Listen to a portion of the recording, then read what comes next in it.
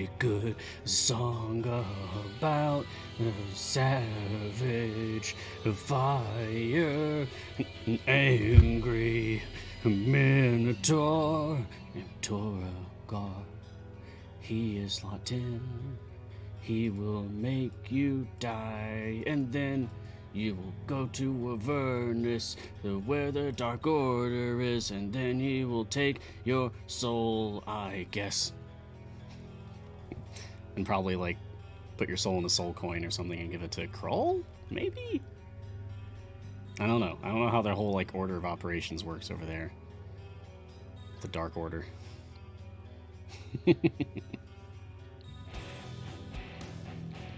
We actually have no leftover questions from this morning. So we just get to have ourselves a good old time.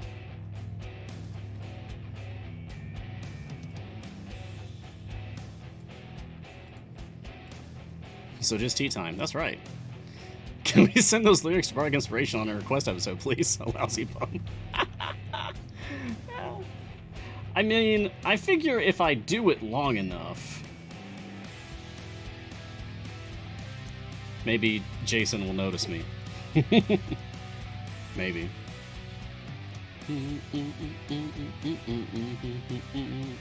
You know, the problem is, it's because I listen to the instrumentals for the show.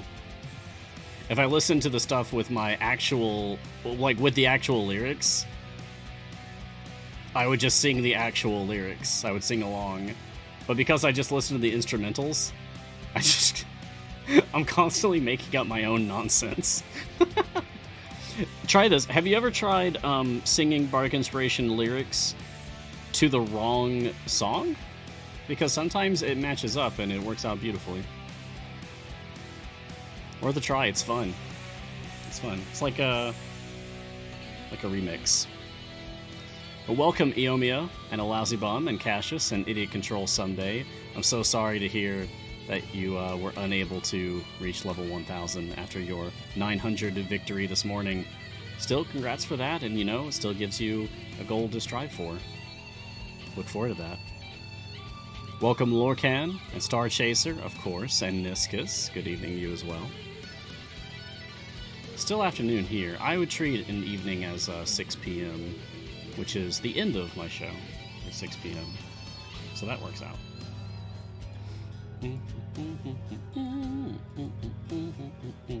Ready for round 2? Yeah, that's right.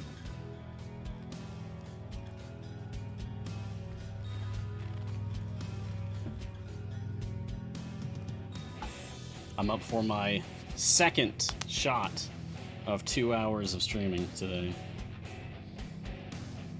I was also modding for Champions of Lore earlier. If you were there for that, I was on the mod seat. That was so much fun. If you missed it, we got to see B-Dave's genuine, like, natural reaction to beholding Tiawut for the very first time. It's fantastic. Oh, idiot, you actually made it to 988? Wow. Wow. So, you are close. You are very close. Maybe just, like, some shinies or maybe some feats or something. Some patron perks, maybe? Or other global blessings if you're lacking any. You're so close. You're so close. You'll get there. There's no rush, right? There's no rush. You'll be alright.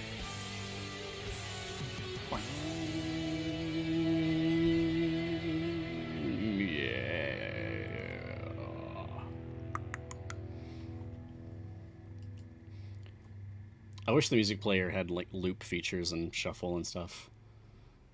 I would totally do that for the show. Oh, you haven't even started Avernus yet. Wow, yeah. Yeah, you've got, you'll be fine. Just do Avernus, get the globals, and then do it again, you'll be fine. Are you ready? Am I ready? Let's have some fun. Alright.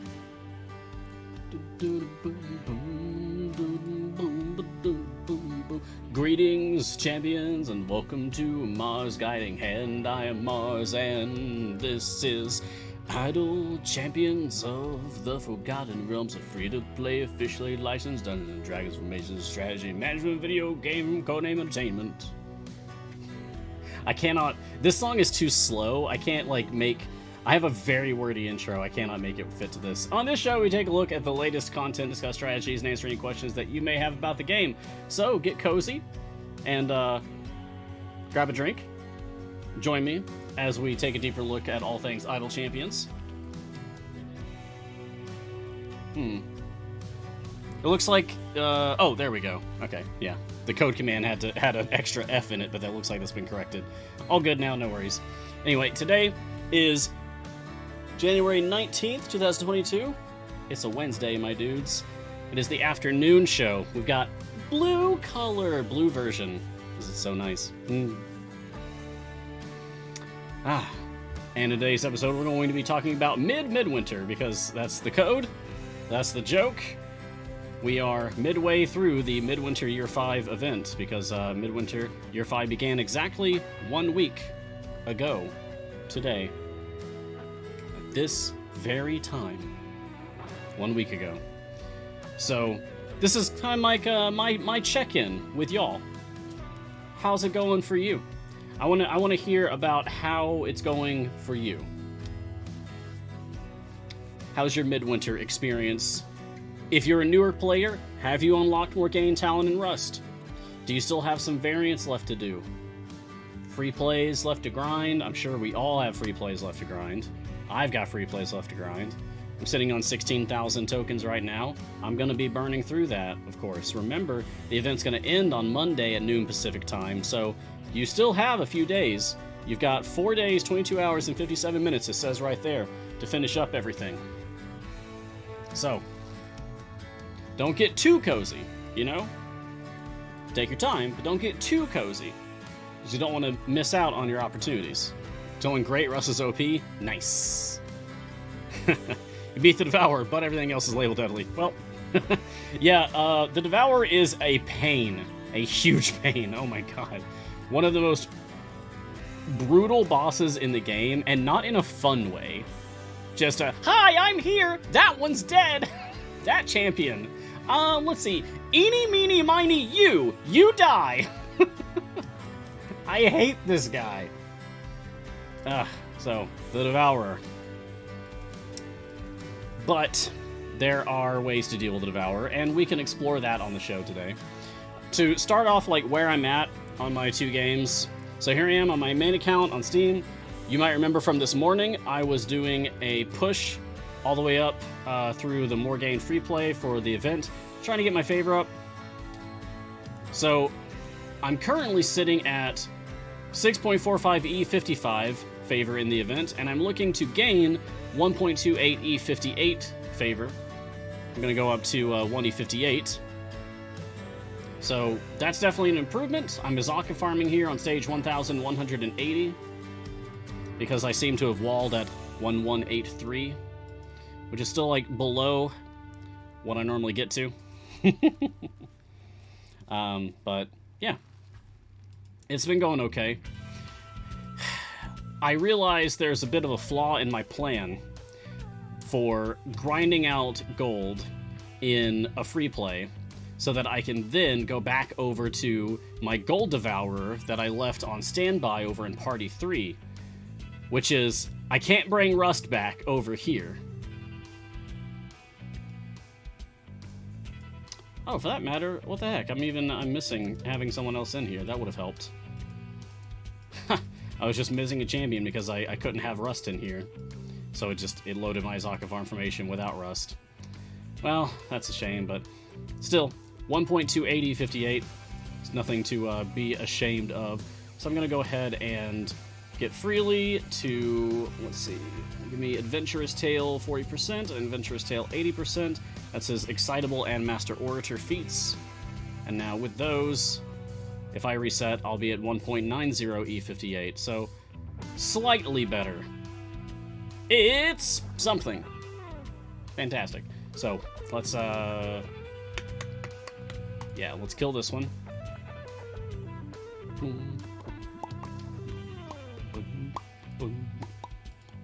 Ah, silver chest, of course. It looks like my highest damage there was E340, even though I didn't see it happen. Okay. So, I think it's time that I did heads or tails on my main account. This morning my code was heads or tails. And I was going to do heads or tails on both of my accounts simultaneously, but I ended up doing the Azaka farm. Oh, right! I can't start this. I have to have I have to have Rust. Okay, we're gonna do Rust free plays. I'm just gonna put it on loop. That's okay, because I mainly want to play on my casual account for the show today. Okay, so we're gonna put this at area goal 50. Oh, for that matter, give me my fast core. Yeah, there we go. Speed. Whoop.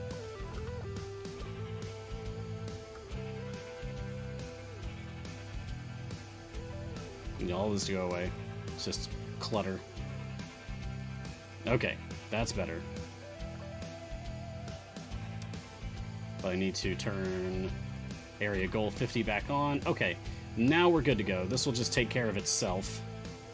And in the meantime, I will switch back to my... Haha! Check it out. I'm switching back over to my casual account. So this is my casual account over on the Epic Game Store. And over here on my casual account, just checking in with that, I'm playing Overdue Rendezvous because I'm unlocking Drizzt. After we talked about it this morning, I realized, like, you know what? I probably do have enough power to actually make this happen now. I definitely have the champions for it, so let's go. I'm about to clear 160, and then I just have to clear 175. And that'll be Drizzt. Acquired. Target acquired. Proceeding to next target. Next target will be Entomb of Annihilation. I will be going after Azaka. So, between Drizzt and Azaka, I'm going to be playing the event, though. Because I don't want to miss out. I was just talking about earlier, like, you don't want to miss out on playing the rest of the event. I want to level up some people. I will say that for Rust, he has instantly found himself a seat in my gold farming formations on my main account.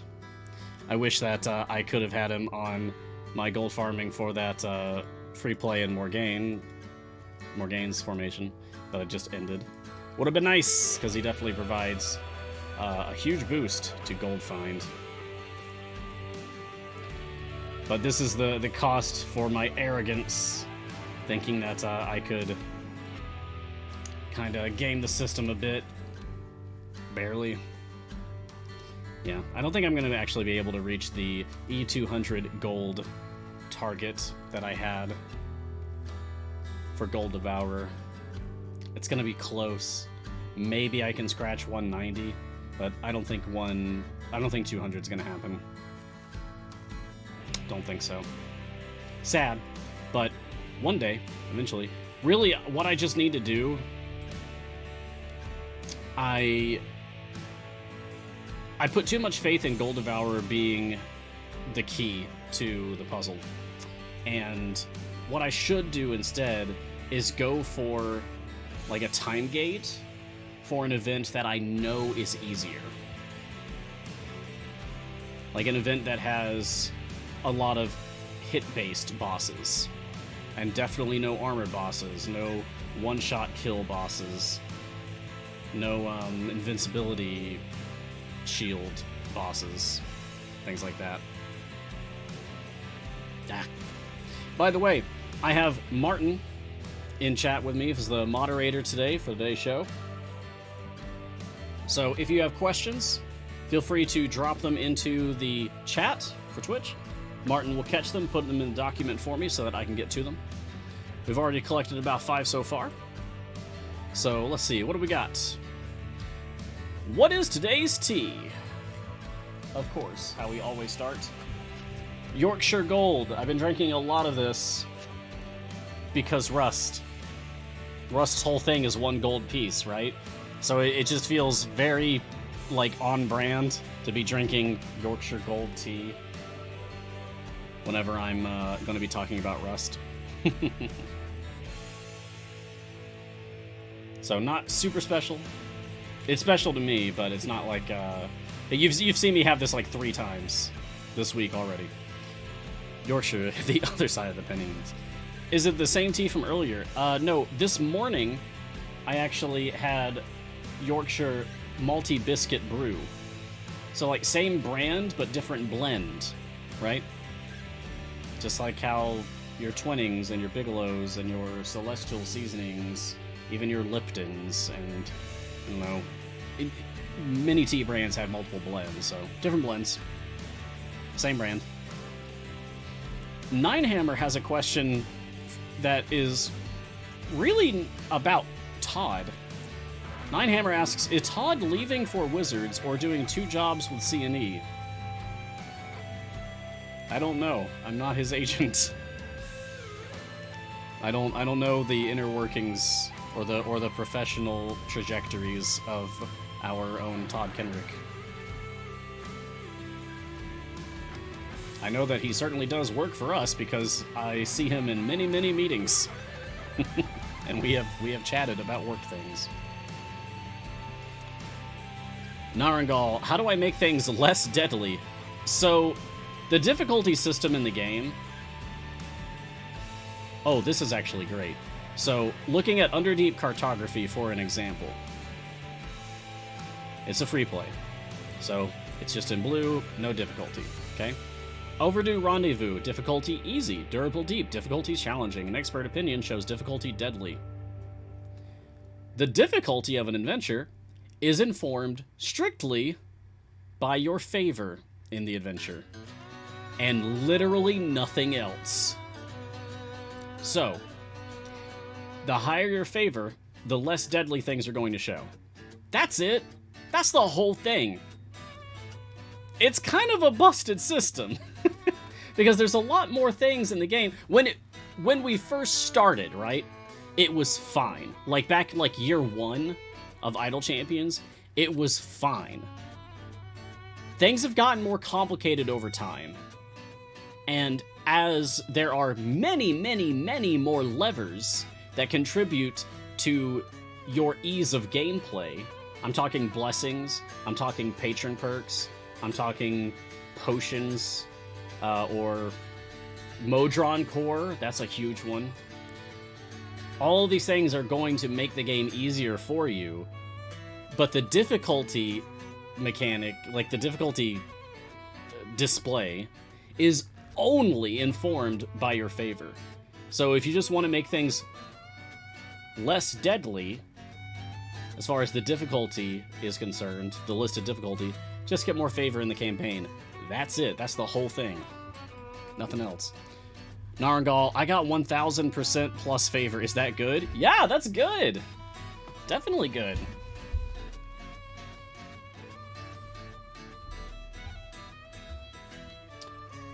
As long as you're getting, I would say, more than 1% gain, then you're doing good.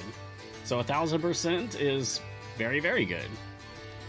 1000,000% is very, very good. 1000,000,000% is also very, very, very good.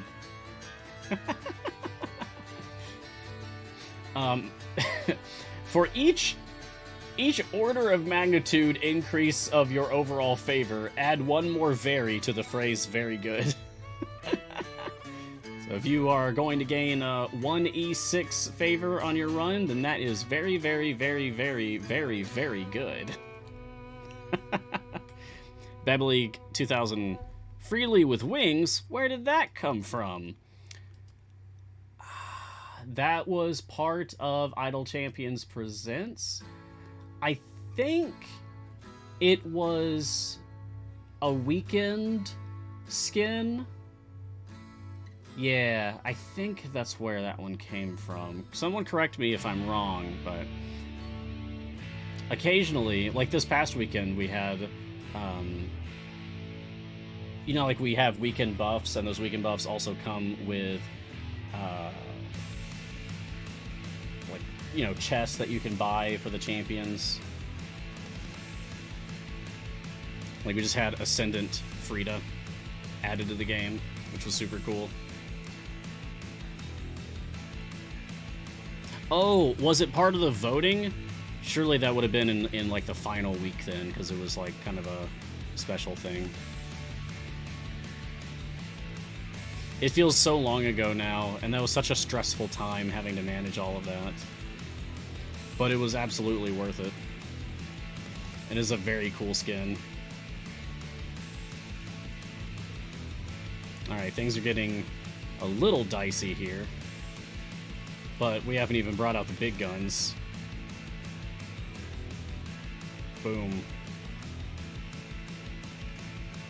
Boom. That's dead. Boom. And Brunor, help us out. Bye-bye. Nice. Okay.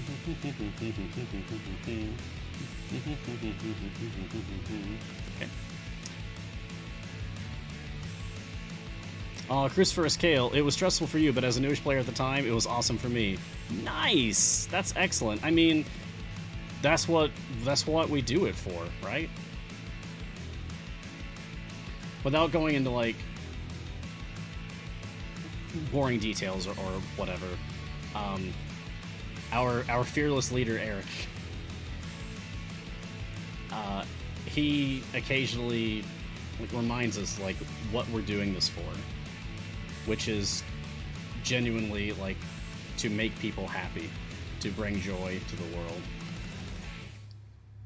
I mean, he talks about, like, how many people are playing the game, like, right now, because we have those numbers.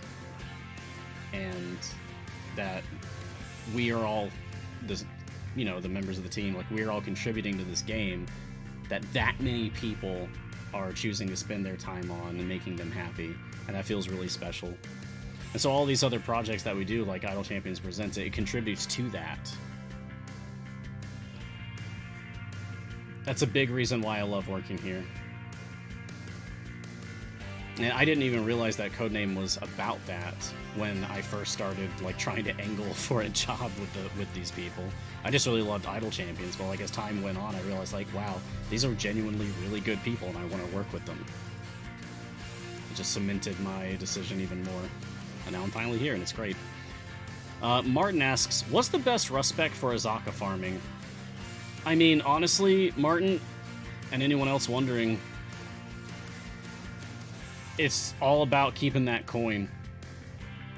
You want to take Rust Reloaded. You want to get Rust out on the field somewhere before you are ready to actually Azaka farm, just so that you can make sure that he's going to get his coin from something getting killed.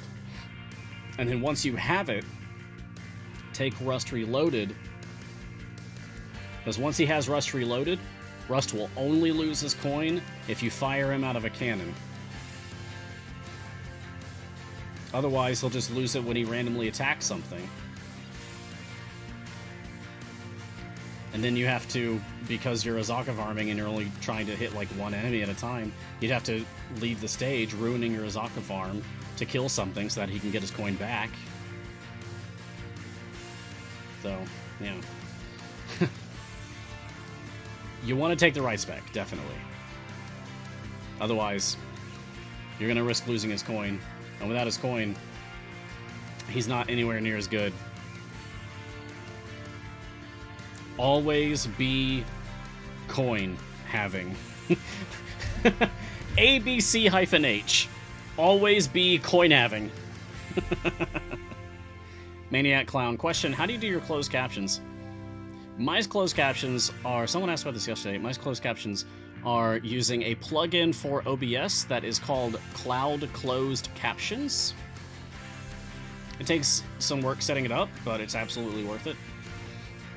It allows me to have these captions and pumps it out as a text field that I can plug in as an overlay for OBS, and then also pipes that through to Twitch so that if you turn on the captions option on the Twitch overlay, then it will also appear there, which you could then customize, because that's one of the nice things about Twitch captions. So, like, it's here below me on the overlay, so that anyone who might be watching this later on, say, YouTube, for example, can still have captions that way, even if like the YouTube auto captions aren't working for whatever reason. But it's also easy enough to block off. Like, you could put this up on your screen and then just, like, I don't know, just put a window over the captions at the bottom if it's bothering you.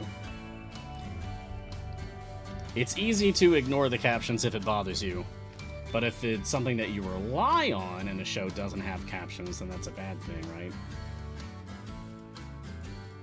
Like, I wouldn't even say that I need captions, but I often turn on captions because I don't want to miss anything. Sometimes I might, like, zone out of a show that I'm watching for just a second, and then when I snap back to attention, I can read through this, like, whatever sentence was just said. So I'm like, oh, okay. And now I'm caught up again. Oh, yeah. Hey, Lurking Writer brings up a really good point. We were just talking about Rust Coin and his ultimate earlier. Do not put roaming familiars. So by roaming familiars, I mean putting a familiar on this bar above your ultimate so that it scurries back and forth and randomly selects ultimates for you. If you're going to be using Rust for Azaka farming, do not put a familiar. Really? You're going to use that one with a long cooldown? Really? Gelatinous Cube doesn't always make great decisions. Like it just chose to trigger Kroll's ooze. Gelatinous Cube. But if you put a roaming familiar on your roaming familiar ultimate bar, then it might randomly choose to fire Rust's ultimate, which would not be good for you if you're trying to set up a Azaka farm. Nautilus question. If I level up the rarity of an item, will the level of the item translate the same, or will I have to start over? Oh god, no, you will not have to start over. No, it sucks that people have to ask about it so often, because that is a clear indication that we are not communicating that fact through the game very well. But to be completely clear, just so that there's no confusion about this. Look at me.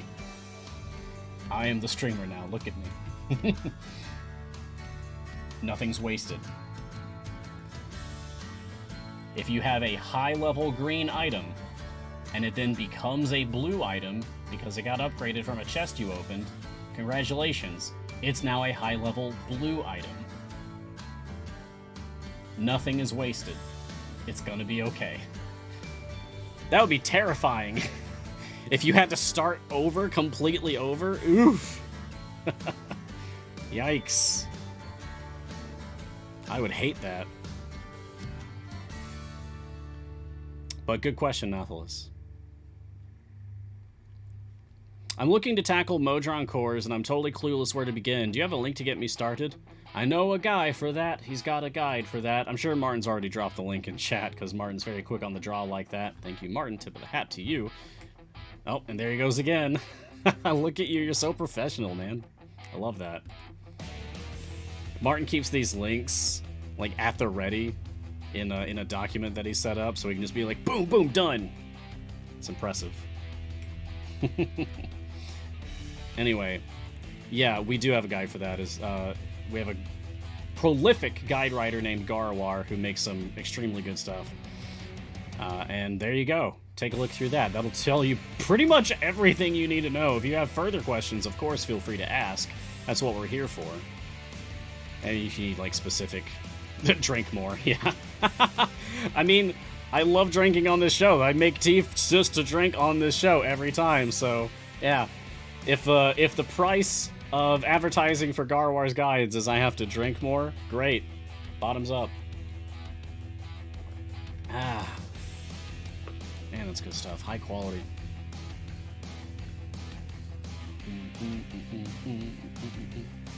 This one's gonna be slow going. Definitely. Oh, do we have anything that hits all enemies? Good enough! Okay, that lets us scoot forward a little. And for that matter, stun.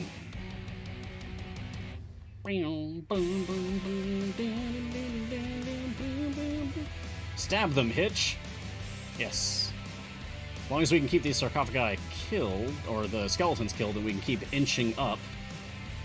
A little bit more, a little bit more, a little bit more. Alright. But also, in regard to the Modron question, eventually, I'm going to, and probably sooner as opposed to later, because I realized, I think just yesterday, that I'm only one champion unlock away from having Split the Party and Modron Automation available on this account. Once I have Modron Automation available, then we get to play the pipe game ourselves.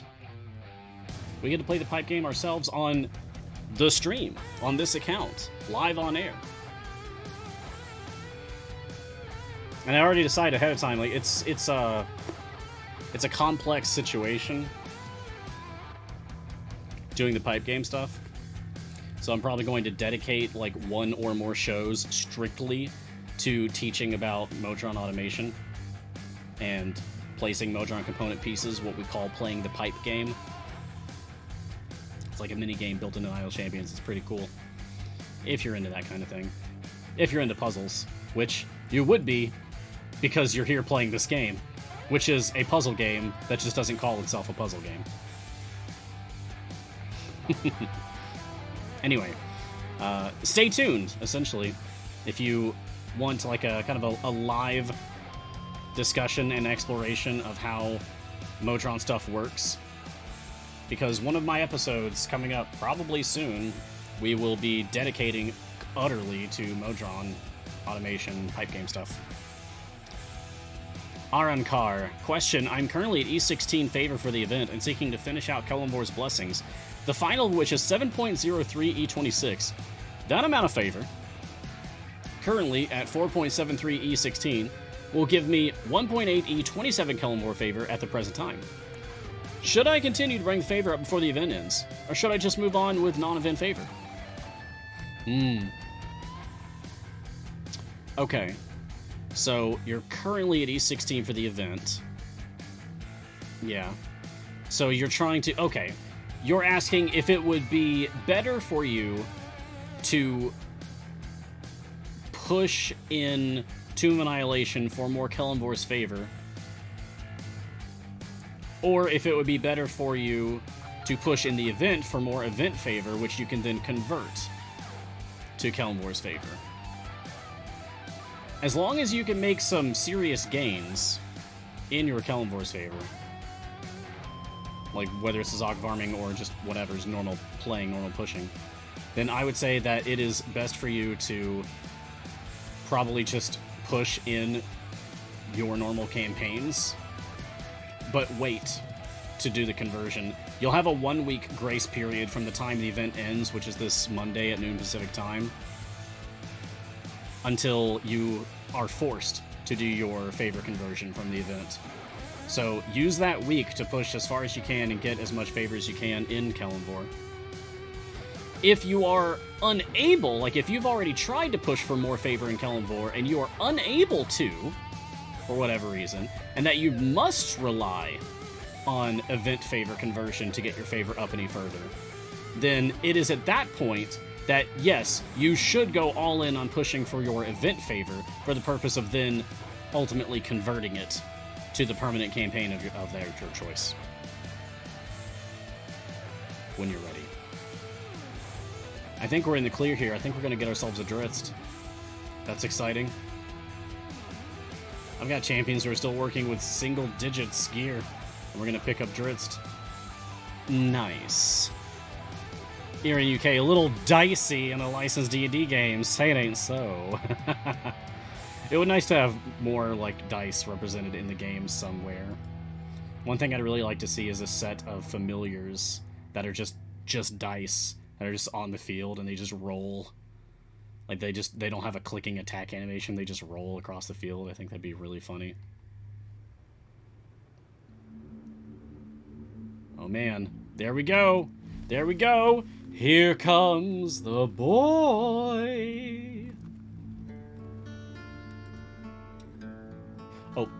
before I end this. Because I want to play more of the event. I do want to gear up Rust and Morgaine and Talon more. So, you know what? Yep. Bounties. Bounties! And that's enough for us to at least start a free play. There we go. So, let's get him. I got him. I got him. Woohoo! So I would say that's a milestone. A small one, a tiny one, but a milestone nonetheless for this new account on Epic that we started on December 1st. It only took me a month and a half to unlock Drizzt. If you're like really dedicated to it, you could probably get Drizzt within the first few days of playing a new account. But I've been playing this account very casually and focusing mainly on events, really. Okay, I should do either careful positioning or dead winter dodge, because I would like to wrap up. Martin, can we get a poll, please? I would like chat to vote on if we do careful positioning variant or dead winter dodge variant. Please and thank you. And in the meantime, while that's going, I will answer questions. Rusens123 question: you like using Talon in your casual formation? Wouldn't Celeste be better in slot for the healing? I mean, depending on this, what I'm trying to accomplish, yeah, Talon doesn't heal and Celeste heals, so if I need a healer, I should go with Celeste. But also, if I need a healer, I should go with Viconia. Because she does have some good healing. That's just not the best thing that she brings to the table.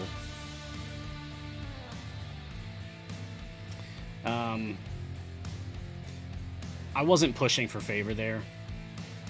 I was just trying to get through it. I don't think I was using an optimal formation. And it doesn't have to be optimal, it only has to ever be good enough. It only needs to be optimal if you're trying to do a deep push. And I wasn't doing that.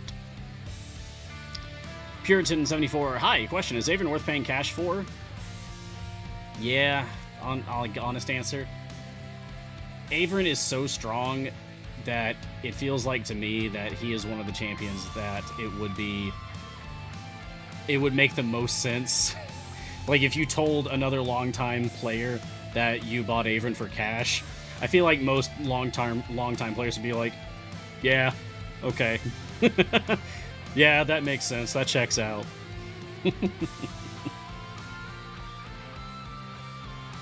So I would say Avon's definitely worth it. For sure.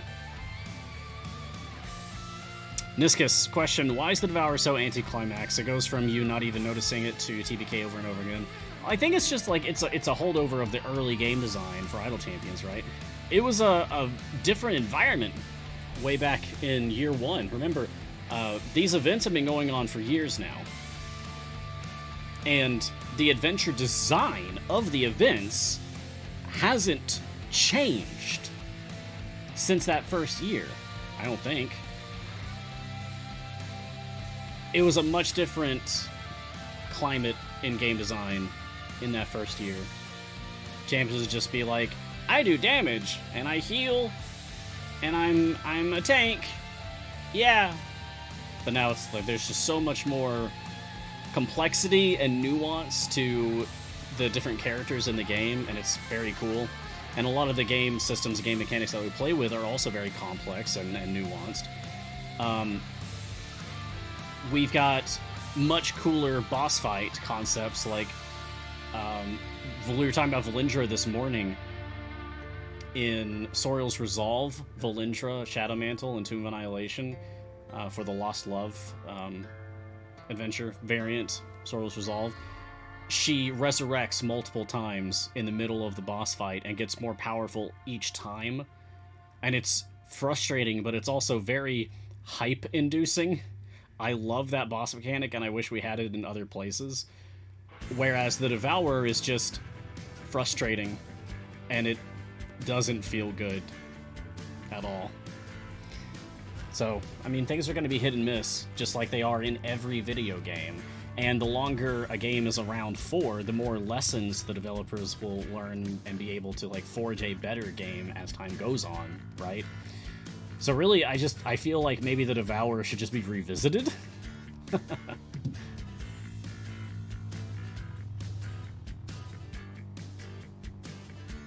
Oh my god, did you really do a tie? Did you really do a tie? I swear to Mistra, y'all. Alright, fine. Well, may I introduce, and some of y'all probably know that I have this already, but may I introduce the Die Breaker.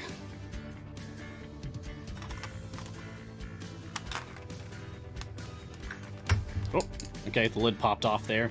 That's a D20 carrying case holding a giant, solid, I think it's solid brass die. I might have to check that, but yeah, this is from Kraken Dice. It's called a Goliath D20, and this is solid metal. Like, it weighs a lot, so I'm gonna roll for it.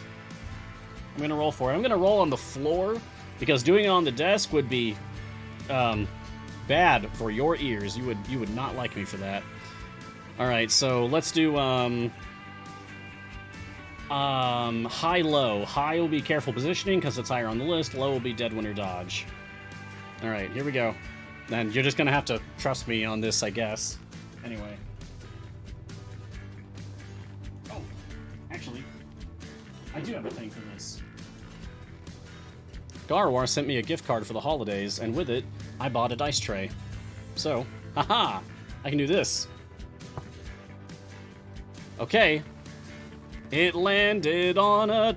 Nope, it just rolled, but it landed on a 10. It landed on a 10. And a 10 is low. So we're gonna play Dead Winter Dodge.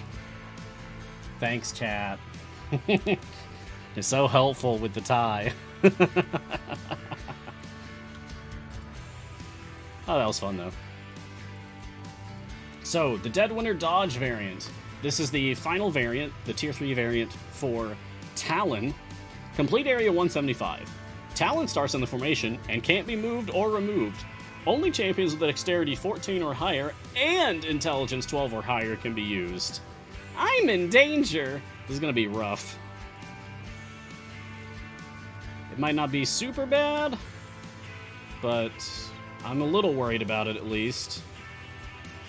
Okay, so we're already down 2 full slots. We can't have anyone in slot 1 because I only own Brunor in slot 1. We can't have anyone from slot 7 because I only have Minsk and Lucius. And before you ask, no, I do not have any feats that change ability scores. This account is too fresh for that. I don't have any of those. Wish I did. That'd be nice.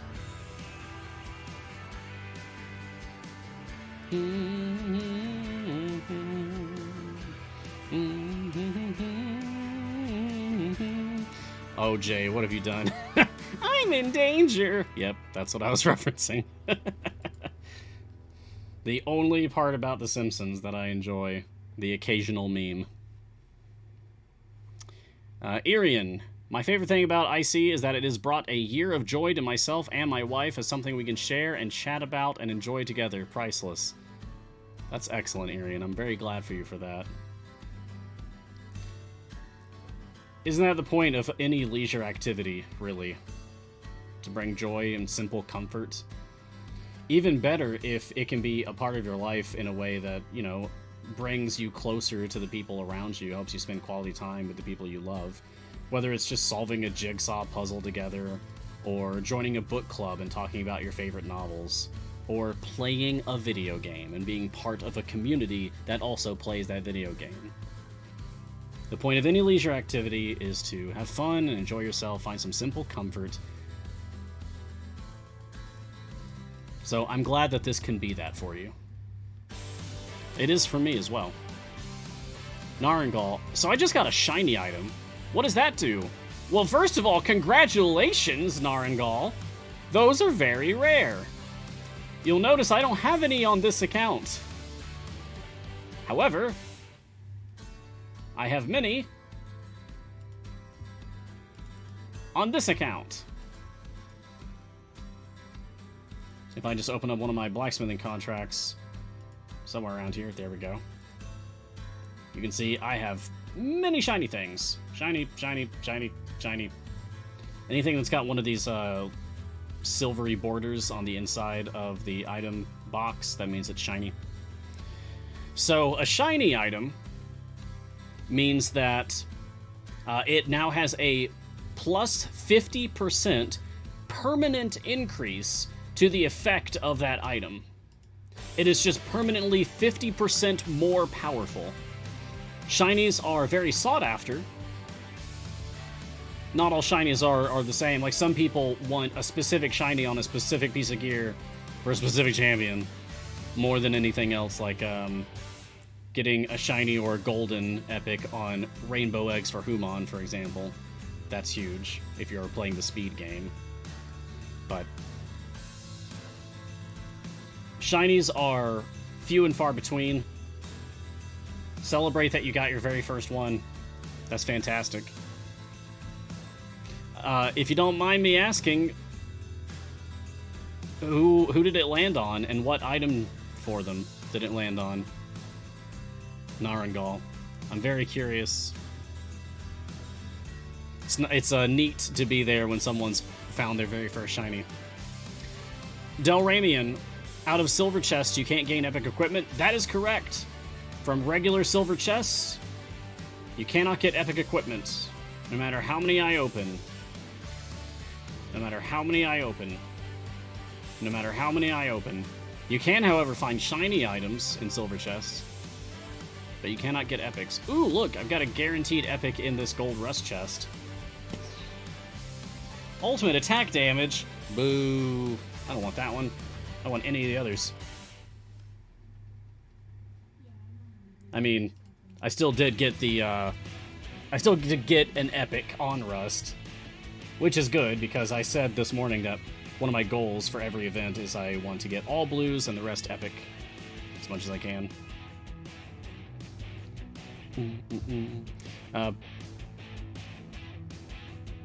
Yeah, like 1 or 2 epics and the rest blues. That's my goal, typically. Puritan, to rephrase the question, do you get Averin, Keelik, or Sentry in the normal run of the game? Do you get Averin, Keelik, or Sentry in the normal run of the game? Puritan, are you asking if it's possible to get Averin, Keelik, or Sentry by simply playing the game and not having to pay cash for them?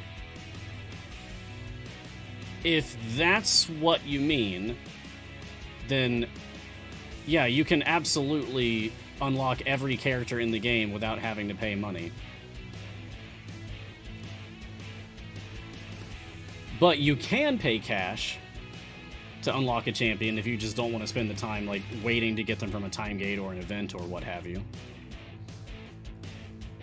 And Averin is one of those that I would say is, yeah, probably worth it, just because of how incredibly powerful Averin is.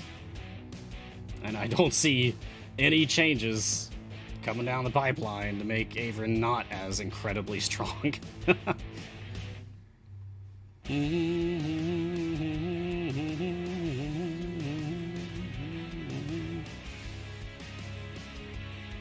As for Keelik and Sentry, you can also unlock them through regular gameplay.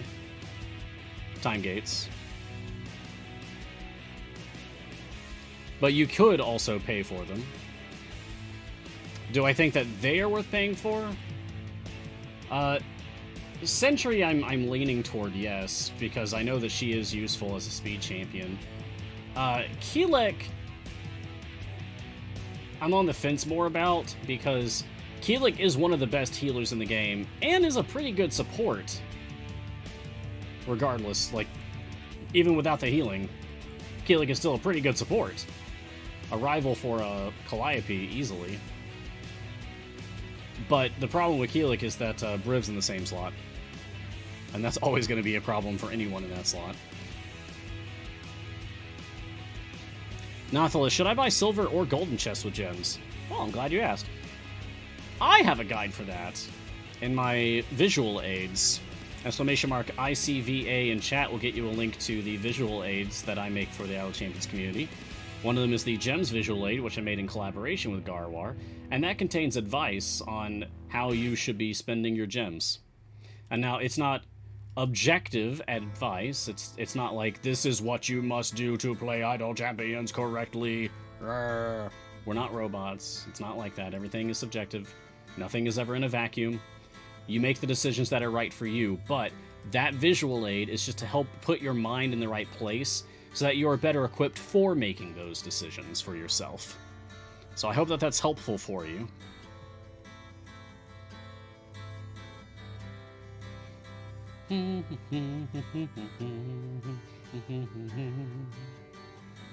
Those visual aids are excellent. Thank you for making them. You're welcome, Fallen Angel.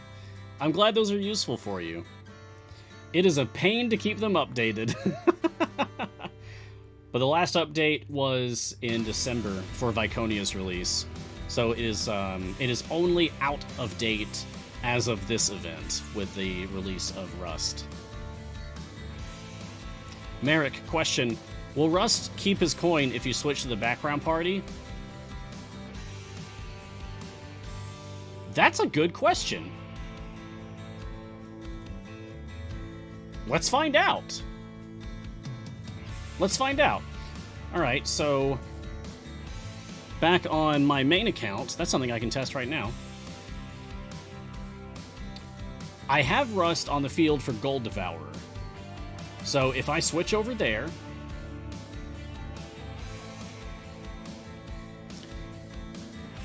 if he already has his coin, then we'll know this is working already. If he doesn't, I will get his coin, and then I'll switch to a different group and come back. He already has it. He already has his coin. Yep, active. So yes, he does. Nice. That was easy. Next question. Narangal, so you get more champions by doing events? Or there's some in base campaigns as well? Yes and yes. Both. The vast majority of champions are accessed via events and time gates, so what we are currently in is an event right now. Midwinter, Year 5, is the current event. There's an event every 3 weeks. But there are also champions that you can unlock by simply playing through your regular campaigns. In fact, I just showed that earlier today, like just on this stream a few minutes ago. I showed myself unlocking the champion Dritzt on my main account. Or on my, not my main account, on my new account, my casual account at the Epic Game Store platform. Yeah, there he is. I just unlocked the legendary Dritzt Doerden.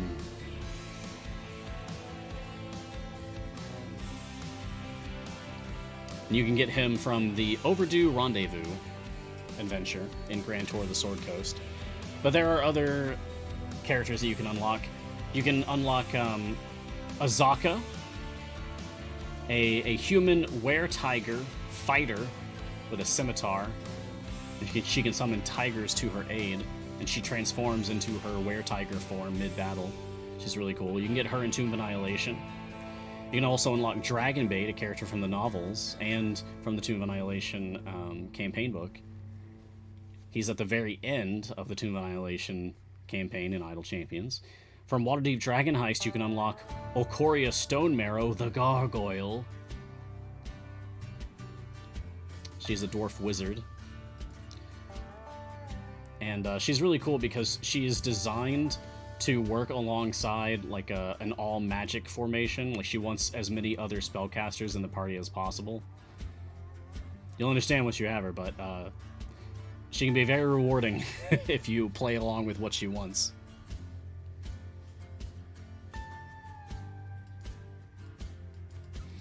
And in Baldur's Gate: Descent into Avernus, you can unlock Rhea at the end of the story. In Icewind Dale, Rime of the Frost Maiden, you can unlock Xeraphon.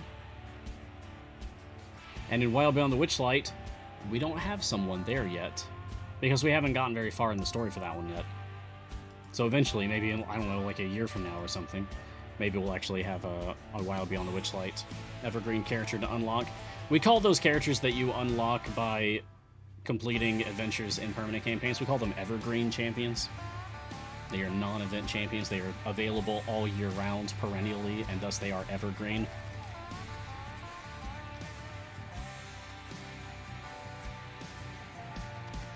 Cool Bond. Once again, I fell asleep. Any update on the lesson plan? Oh, for lesson and classes? No update yet. Honestly, I was kind of burned out on it for having tried so many things for so long and failing at it. So for now, I've put it on the back burner, and it's something that I'm going to have to return to in the future. And that's how it goes. Like, I'm not going to beat my head against the wall until I win. I'm going to pivot and do something more fun to keep myself interested in the game. Arian, question, is Briv retired, or will he come up in an event this year? Let me check that real quick. I'm going to put in exclamation mark ICVA into chat myself. There we go. And that'll get me the link to my own visual aids. And now here I can go to the top right section of the Champions visual aid, the very first image in that album. And I can scroll on down. I think it's, yeah, Festival of Fools. There he is. No, yeah, he's coming back. Yeah, that would be the Festival of Fools event. He will be a returning champion for that event. But this will be your last year to get Briv from an event. Outside of this, you're going to have to get him on time gates. So don't miss it. If you don't have him yet, don't miss it. Nathalis, how can I buy golden chests in bulk? Or should I buy them one at a time? No, you can get them in bulk. Check this out. If you go into your in-game shop, so you know that you can get gold chests here by just doing one chest at a time, right? But you could go to the gem items tab instead, and then click gold chest, and then say how many you want to buy. Like, I could buy up to 16 right now with the 8,000 gems that I have. Oh. Matter of fact, I'm gonna do that. Why not? Yeah, why not? 16 gold chests. Let's go! Let's go! One at a time, though, because I want to savor it. I want to savor it. This is going to give me big gains, mini gains, such gains. Wow. Would love some early epics. Not that, but fine, okay. Plenty of blues, though, which I'll also take. This is going to be, honestly, a huge increase to my pushing power, regardless of what I get, just because I have a lot of low-tier equipment at the moment. So anything I get out of Gold Chest is going to be a big help. Wow, full pity timer, but okay! Tyrrell, Moonbeam, and Wild Inspiration epic, the Earth Warden's Shirt of Nature. One of the few items I kept for my home village after. Never mind.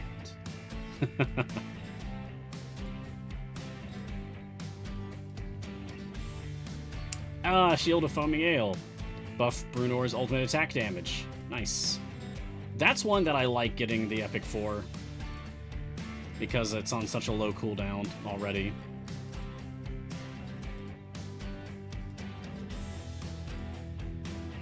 Alright. Very good. That'll be helpful.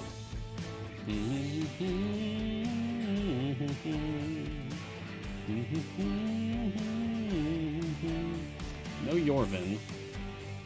No Rust or Jamila. Okay.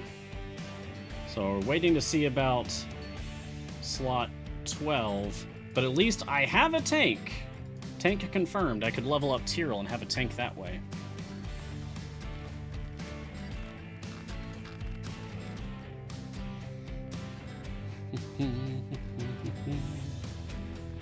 Answered that one earlier.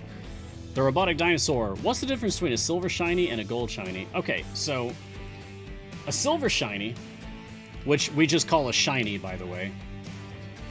Altogether, we call the two things gilded, or gilding, or guild. If an item has become shiny or golden, we call it gilded. This is an umbrella term for the two things. But an item that is... Let's see about... Deacon? Does Deacon have any? No. Who has... Averin, that works. If an item has a shiny border, a silver border, that means it's shiny, which is plus 50% to the effect. If an item is golden, if it has this gold border, then it's a golden item, and it is a plus 100% bonus. So it's twice as much of a bonus as a shiny is. It's like a shiny shiny. Shiny shiny equals gold.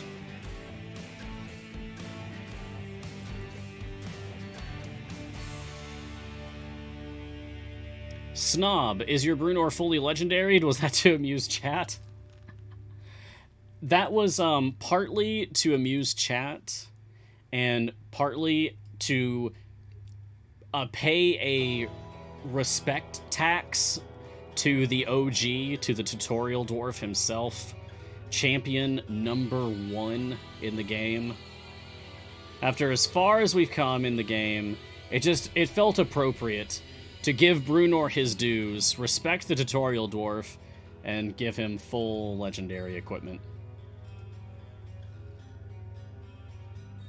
So, partly to amuse chat, partly to amuse myself. Alia79, how do you beat the Devourer? Okay, here's a great question. And maybe I can show off some things when we get to the boss here. How do you beat the Devourer? Oh man, this boss is a huge pain because it instantly one-shots any member of your team. It shows up, waits about a second, and then just kills someone. And there's nothing you can do about it, right? There is stuff you can do about it. You can't stop the instant kill. You can't, like, interrupt it and get your champion back. It'd be nice if that was a mechanic. Maybe that can be a fix for the Devourer. Maybe if you just hit it hard enough, or maybe if you stun it or something, maybe that breaks its concentration, maybe, and you get the champion back. That would be nice. Make it a little bit more interactive that way. Maybe I should mention that to CNE. Anyway. But how to actually deal with the Devourer is a number of options. I talked about it a few days ago, maybe even last week, about how to fight the Devourer. You've got a few routes that you can go down. One, if you have champions that have stunning abilities, the Devourer can be stunned. And if you time it right, say with an ultimate that can stun things like Nayeli's ultimate, if you time it right, you can stun the Devourer right as it spawns and before it attacks. So you can kind of catch it in that moment of vulnerability.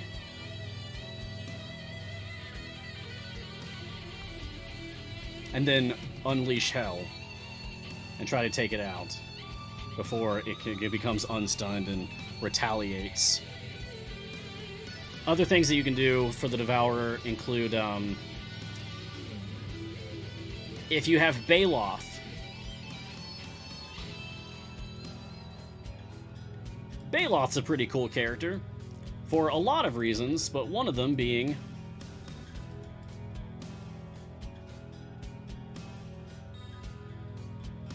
Generous Djinn. Baloth's Djinn servant Najim will bring any champion that dies back to life at 1 HP and make them immune to all damage for 20 seconds. For as long as the resurrected champion lives, the party's damage is increased by 300%. This ability has a 60-second cooldown. You can use this. If you have Baloth in the formation, and the Devourer grabs literally anyone, first one's free. First one's free. Baloth will actually prevent that champion from dying, giving you precious seconds to fight back. But with a 60-second cooldown for that ability, there's no way that he'll be able to save a second soul from being devoured by the Devourer. But you could also use that in combination with the stunning technique I mentioned earlier to hopefully take out the Devourer, get some extra time that way, just combine the two strategies together.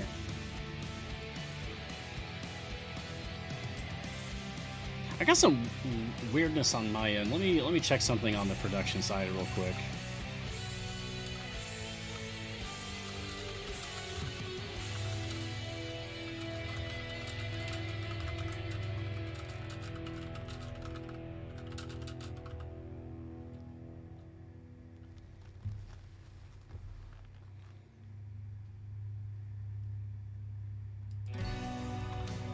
Okay.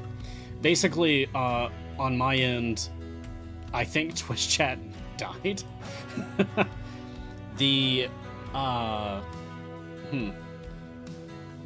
Essentially, I have a plugin in OBS that shows me Twitch chat, and it's just not working. It's not doing it.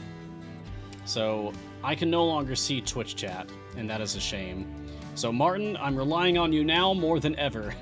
It seems like I will only be able to react to questions and comments that you catch, because I can no longer see live Twitch chat. Sorry, everyone. I've never seen it do this before in the months that I've been using this. Other ways that you can deal with the Devourer include turning the game off. That's one that I'm going to try to show. That's the easiest one that I can show. Is I'm going to reach stage 49. I'm going to close my game. I'm then going to just play on my main account for a couple of minutes, and then I'll reopen my casual account here, and we'll see if I have offline progressed my way past the Devourer, because then I don't even have to worry about that fight. Finally, if you have the champion to do this with, Briv, in slot 5, I don't have him on this account, so I can't show it off on this account. But Briv is a character in slot 5 who is able to just completely skip past battles entirely. And you can use him to easily and consistently, once you have him equipped well enough, you can use him to just consistently skip past a boss fight. You still get rewards for clearing the boss, like gems and chests. You don't lose out on anything. Okay, Malsum, is there a guide to Orkira stacking? To Orkira stacking specifically, I don't know. But it's not very complicated. You want to make sure that Orkira has her Lesser Restoration feats on, and you want to put her in a position where she is healing as many champions in the formation as possible. You want as many of those champions as possible to be DPS champions, and you want to make sure that you have 3 specific champions on the field. Narak, Archon, and Artemis. Archon needs to be using the Usurped Power specialization. You should probably also have Ulcoria for that matter. And just have Ulcoria anywhere, but make sure that Archon is adjacent to Orkira, but also adjacent to someone who is being healed by Orkira. You want to make sure that Narak is adjacent to Orkira. And then you can have Artemis adjacent as well, or not. I think it's better if he is. But once you have that all set up, then congratulations. You have set up an Orkira farm. Now just wait for the healing to just roll in. On a good run, I can reach E24 healing or higher. I think the highest I've ever seen was 25 or 26. Foolish Genius question, what champion would character Mars most wish to meet besides Averin? What character would Mars most wish to meet?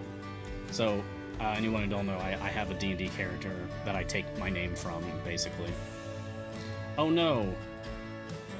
I got distracted. I killed the Devourer. I'm sorry. I can show this on my main account at least.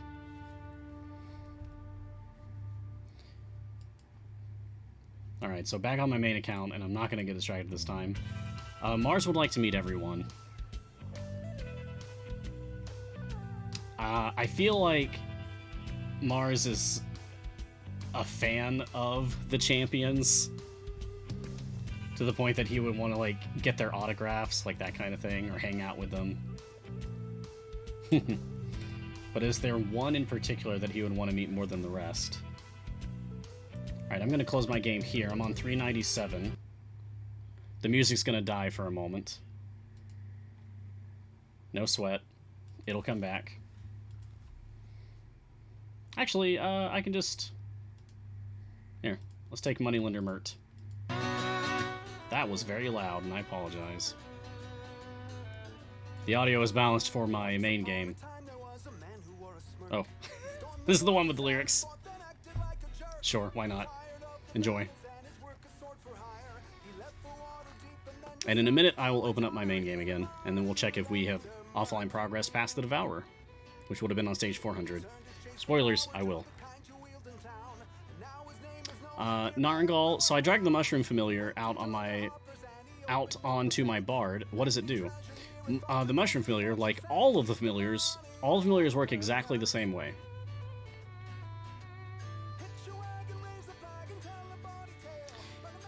The familiars auto-click things for you. As far as putting them on a champion goes, it means it will automatically level them up. If I take...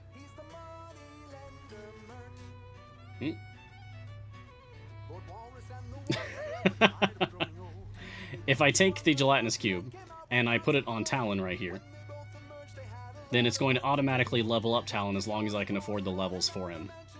Which I can. So it is. It's very nice. This is really distracting me, actually. I need to turn this off. I am so not used to having a song with lyrics playing on the show. That feels so weird to me. I've been doing this for so long, having the instrumentals, that having the lyrics on feels so odd. But familiars click things for you. If you put them on the field, they click the monsters.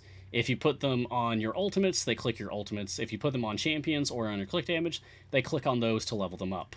That's it. That's what familiars do. They all work the same way. Oh, but again, what character would Mars actually like to meet? Xander. I'm going to go with the joke answer, because it's so hard to actually choose. I'm going to go with the joke answer and say Xander. I bet some of you were expecting it, though. I feel like Mars would, like, take Xander under his wing, like, hey, buddy, it's okay. We'll both make it together. Come on. Let's be friends. We're both trying to prove ourselves, so let's work together to do it. Come on, Xander. Let's go on adventures. Yeah, that would be fun. Okay, I think that's been long enough. Gonna open up my main game again. We'll see what happens.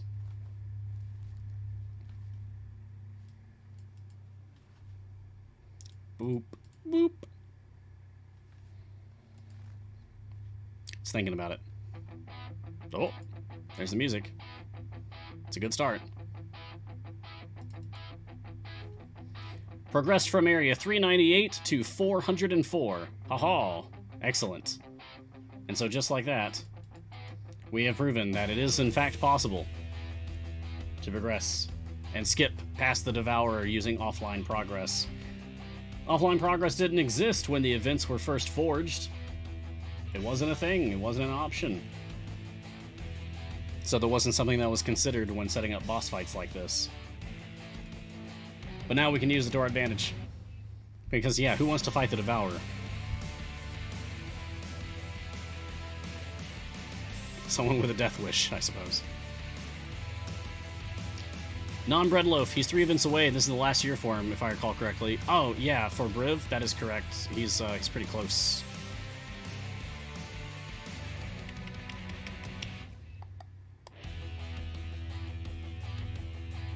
Oh, I've got an update. It looks like my Twitch chat is working again. Like, just now. I'm starting to see...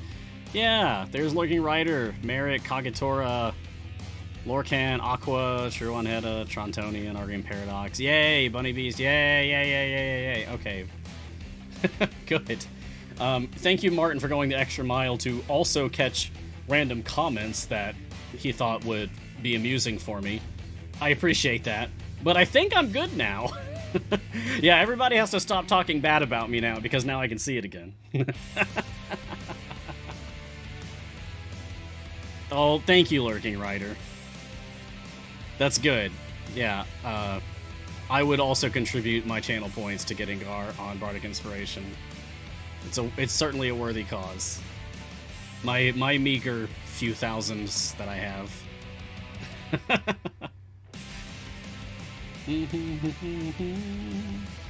Alright, Zisser. Mars, do you recommend being able to fully epic all 3 event champions in every event before saving up gems to get your 150k familiars and strong core? Do I recommend fully epicking all 3 event champions in every event before saving up gems to get the high cost familiars and the strong core? I mean, I've never thought about, like, would I recommend that? I guess. Man, I guess. The strong core is not a huge priority, because the modest core, the one that you start with, is, in my opinion, the best one. Except for, you know, speed, in which case you want to get the fast core, but you get that by beating the other split the party anyway, so again, like, you just don't need to spend the gems on the strong core. As for the high gem cost familiars, like Zorbo, 200,000. Pixie riding a Corgi, 250,000 gems. That's a lot of gems, y'all. It's a lot of gems. I wouldn't say that's a priority either, because there are, at this point, more than 70 familiars in the game. That's a lot of familiars, 70 familiars.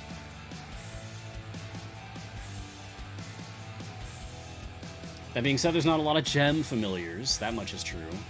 But there's also familiars that you can get from, like, the patron shop. And you might be able to get some on, like, a huge discount. Are there any familiars on sale in here right now? Actually, don't see any on sale right now. I wonder why that is. That's strange. It says DLC retirement sale, and I click on it. And I don't actually see anything. Oh, okay, Sentinel Prime Sentry skin if you... Okay, yeah, okay. Just no familiars, okay. Oh, yeah, Artificer Aaron.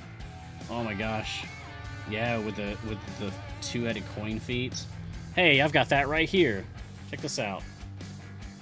This is Avron's two-headed coin.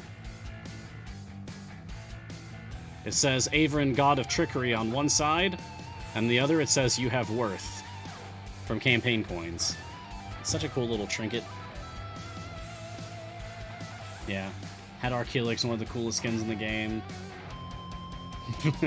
Gnome Ceramorph is kind of adorable in its cheesy alien look.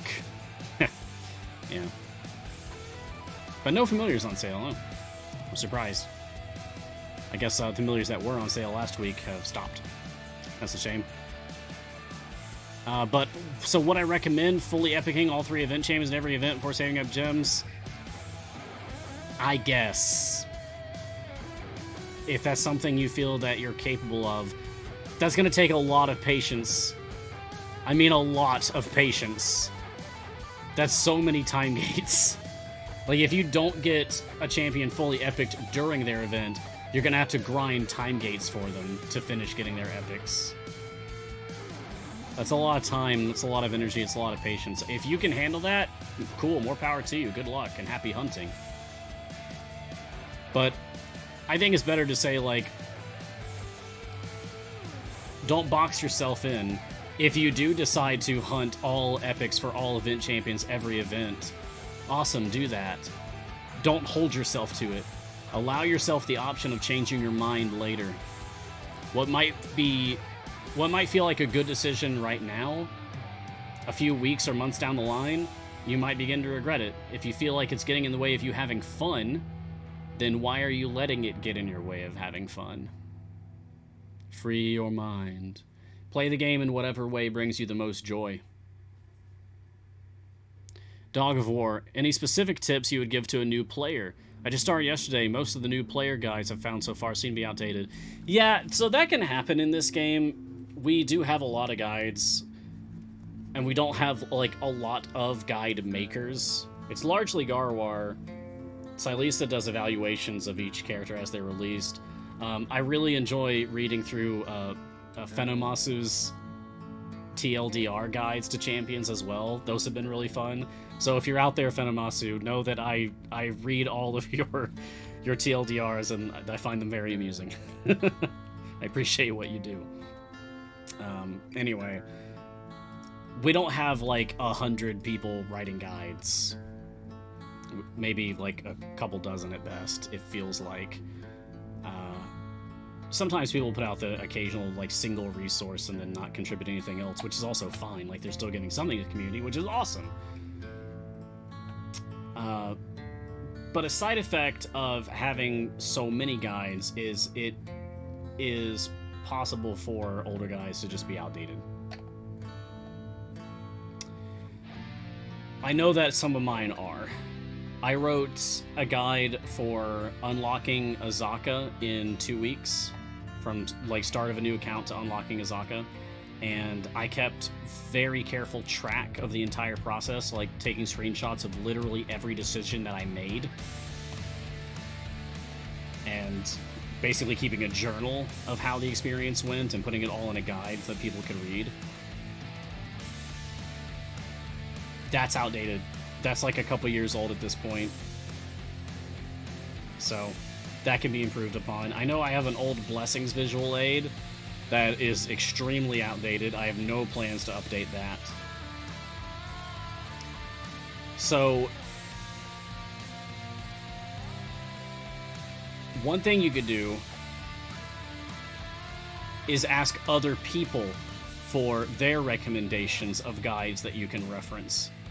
Because people are more likely going to reference something that is more up-to-date than they are something that is outdated, right? Why would something super outdated be popular? Why would that be a recommended thing that people look at? So, check that out by asking around. And how can you ask around? You join the community. I see other people have already said it in chat. Join the Discord. I see that you just mentioned that you've already joined. Nice. Welcome. In my opinion, it's the best place to go to meet people, just kind of circulate with people, network with other Idle Champions players, learn the ropes, lurk a lot. If you're shy, just lurk a lot and follow conversations. See what people are talking about and where they're pointing to, and check out links that people post to resources. See what's up with that.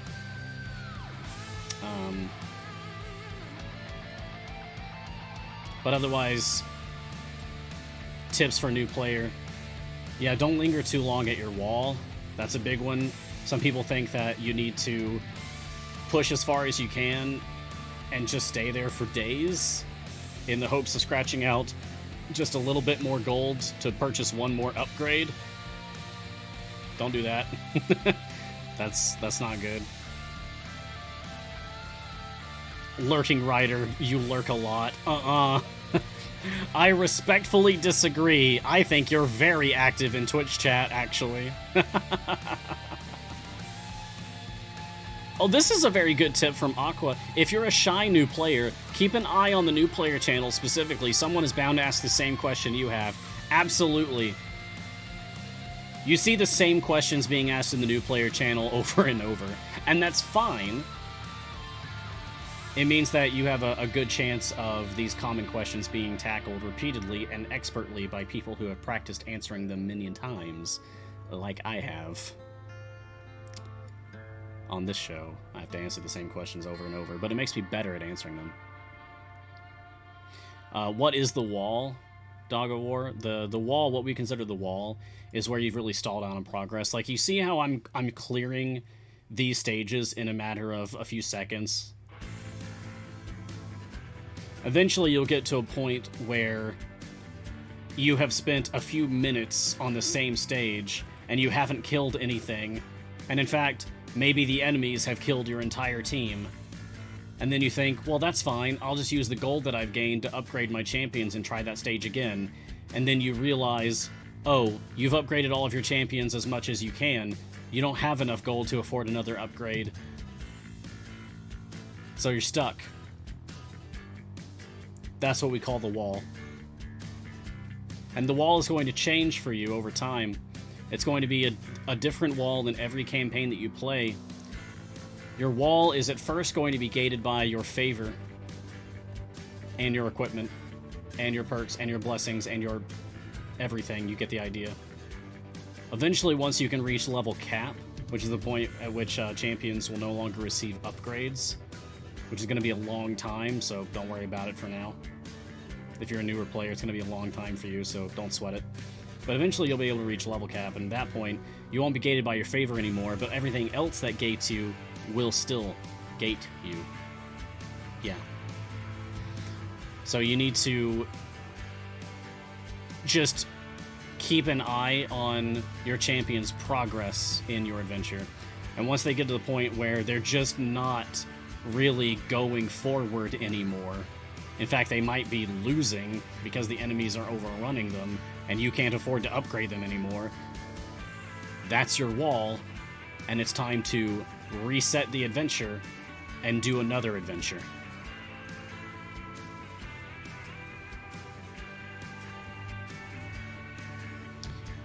Puritan.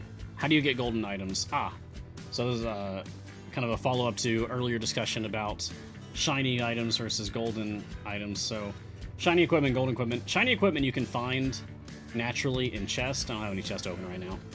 So 1 in 1,000 chance any chest that you open will contain a shiny. It's not a guarantee, and there's no pity timer. But it's a 1 in 1,000 chance of any chest you open. And then you could also get shiny items from Potions of Polish. You can also get guaranteed shiny items from chest packs that you might purchase. Potions of Polish also largely come from packs that you purchase. Like if I go into my shop right now and I see... Do I have a shiny here? Nope. Alright. There we go. If I purchase this 7 chest pack for Rust, it's going to give me 7 Rust chests, a 2-day boost to my damage. I'll also get a golden epic for Rust, as well as a guaranteed shiny. Like in one of these 7 chests, there will be a guaranteed shiny piece of equipment for Rust. So this way I can get a golden and a shiny for Rust at the same time. Nice. So you can get shinies and Potions of Polish from the shop. You can also largely get golden epics from the shop. In fact, I'd say like 99% of the time that's where you're going to get your golden epics from. There are some golden items that you can get through other ways. Back in my main game, if I check the patron shop. Here's a golden epic item for Olcoria, her Watchful Order staff. I have not purchased this yet. I don't have enough coins for it. Each patron has golden items that you can purchase.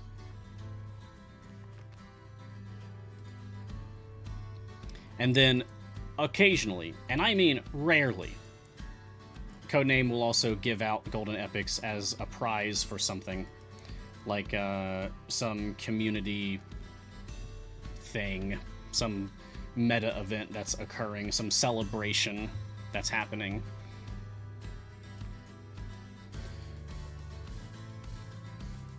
But that's pretty much it as far as golden items go. You'll also see them offered in wild offers. No golden in this wild offer. Do I have one over here? Oh, I do. Great. So back over my main account. Here's my wild offer on my main account. I've got a golden epic for Korth, the Lizard Folk Samurai. It's for his ultimate attack damage. I don't really want that one. So I'm going to pass on that one. I don't really care much about that.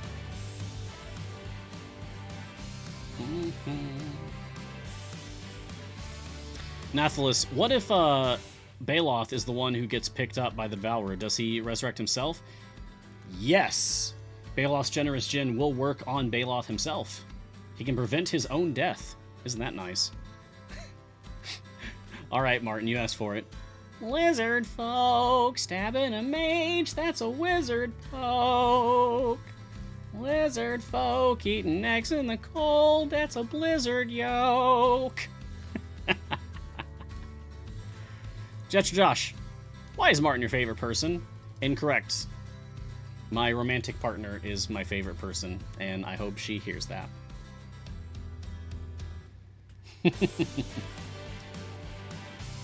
But I do very much enjoy working with Martin. I feel like we have a similar mind on a lot of things. We're very easy to get along with, I feel. Oh, and then Martin says, why am I your second favorite person, Lamau?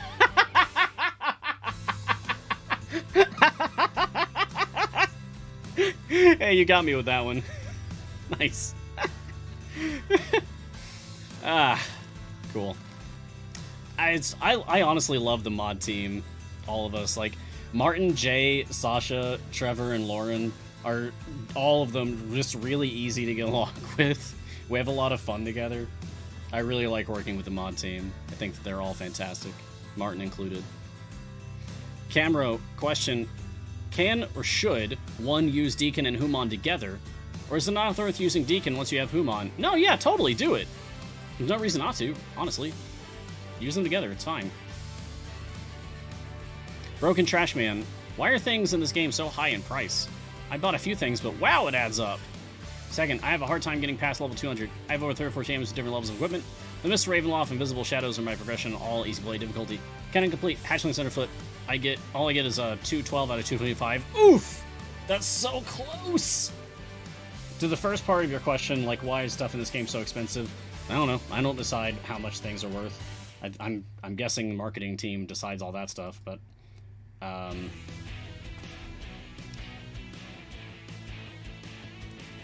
I don't like freemium style games when the content that they are selling is like access to content. If it was like,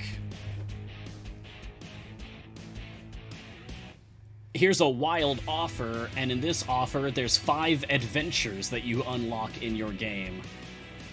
Oh, oh, no, big no. No. I would not like that at all. You can play all of the content in this game for free. You can collect all of the equipment in this game for free, with the exception, largely, of golden equipment items. But also, those items are not necessary for you to actually play the content in this game. The actual gameplay content is not gated at all by your purchasing. So, I say, sure, some stuff, even to me, like, feels like, yeah, that's a lot of money. I don't want to drop that. I want to drop, like, I don't want to drop $10 on this. One time case? Maybe if it was more. One time gate piece.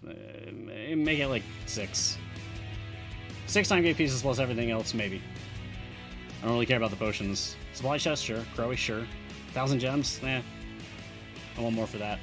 I don't know. I don't really love the value on that wild offer. But it also doesn't matter if I do or not. I've decided that I'm playing this account as totally free to play. I'm not going to make any premium purchases. And I can do that because making that decision doesn't prevent me from playing the game at all.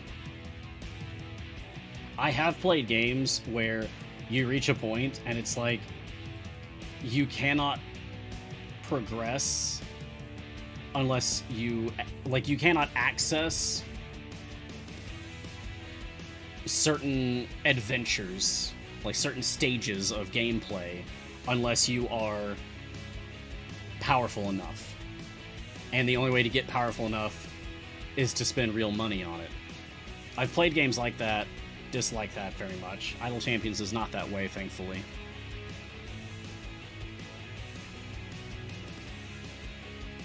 But to get to the rest of your question, really sat on that one for a while, sorry. But you say you have a hard time getting past level 200, Broken Trash Man. You have over 34 champions, different levels of equipment. The Mr. Ravenloft Invisible Shadows are easy difficulty, but you cannot beat Hatchlings Underfoot. You get 212 out of 225. Having just the number of champions you have obviously is going to be an important aspect of the game. Like, how many champions you have is going to matter. But it matters more so which champions you have specifically. Nice. Devour didn't even get a chance to fight back there. Sweet. It's going to matter which champions that you have as well. So if you...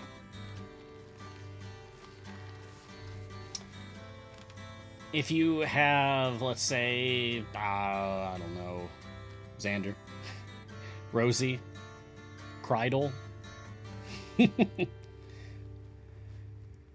you only have 3 event champions, and those are the event champions you have, you are not going to get as far as someone whose only 3 event champions are Averin, or Kira, Briv. Because champions are not equal. Some are just going to be stronger than others no matter what you do. Which I've got mixed feelings about, but that's another time we can talk about that. My point is, take a careful look at exactly who you've got in your roster, Broken Trash Man. See if there's anyone that you might need to pick up to supplement your team, especially for specific things that you're trying to accomplish. Someone who's really good in most variants may not be your saving grace in, say, patron variants. And you might have to design a totally different team to work with for those. And then for each patron individually, you might have designed a team like that. You probably will, honestly. So, go on the Discord, post the full list of champions that you have available, so that people know which champions that you're lacking, and then people can make recommendations specifically for who you might consider picking up. I hope that helps you. And good luck. It hurts me that you are so close to beating that. You're almost 10 stages away. Have you tried using potions? have you I mean, even just like a medium giant strength, 3 small giant strength, and maybe like a medium fire breath, that might be enough to make the difference. Like, there's gotta be something. Debuff swapping, like get Warden in there to put Hex stacks, get Ayla in there to drop lightning on people, Grama for Arctic debuff on folks, and then swap them back to whoever you actually want to use. There's gotta be something. I feel for you, I do. I have been that agonizingly close to finishing something and been unable to do it. Mert's lesson in classes. Anyway, moving on to Garwar. Gar's reaction, for like meeting Xander would be, really, Xander? You missed again? Pull your weight. So there I am trying to be uplifting, like, hey buddy, I know you're having a rough time. Come on, let's go adventure together. We'll figure out what you're good at. Because it's not this. What you're doing, Xander, with your life, I respect your passion so much. We need to redirect that energy somewhere else. Oh my god. Gar, can we just, like... Can we just bring Xander home? Can we give him, like, a bed in a spare room in our base? Just let him hang out there, and we'll do what we can to make his life better. He needs some help. Let him crash on the couch or something. Our Green Paradox. Question: when Bardic Inspiration gets around to a theme song for Guiding Hand, what genre or style of music would you want it to be in?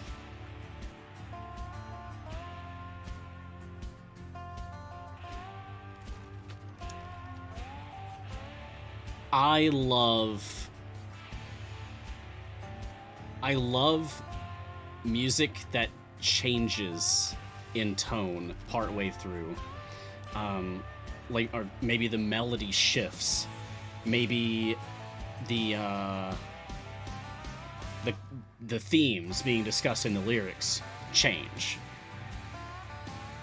I bounce around all over the place. I think we all know that by now after 113 episodes. 1 minute I'll be talking about tea and then Idle Champions, and then I'll jump into like a mental health soapboxing moment for like 3 minutes or something. So I feel like that would be appropriate for me if the song like changed in the middle of itself, because I'm often interrupting myself with other random tangents. It's part of the fun, I think. I hope it's part of the charm. But I don't know, I'm not you, the audience. But, yeah, that would be cool. I'd like that. Martin has said 3 different things. He keeps deleting his idea of what a Mars Guiding Hand theme song would be like, and then typing something different. I saw you. So Martin said Bollywood. Then he said jazz. And now he's saying modern fusion jazz. I'm into it. I'll take the modern fusion jazz. That sounds cool. Yeah.